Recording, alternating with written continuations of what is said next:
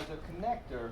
So if you want to build something out of, let's say, bamboo, and you want to either connect them as a termination point or overlapping, by taking this plastic and just wrapping it around and then building another form on the outside, right, that seals it in so you can pour hot sand into it just long enough for it to reach ambient temperature.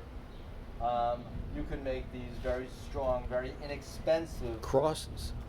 crosses, but if you have like a structure that requires like them to be all these crosses, like a yurt, you could take and make those connections With sand with and sand, plastic. plastic, hot sand, Hot sand. hot sand. Yeah, I mean this is a. Now, how long did that set? I did it this morning, so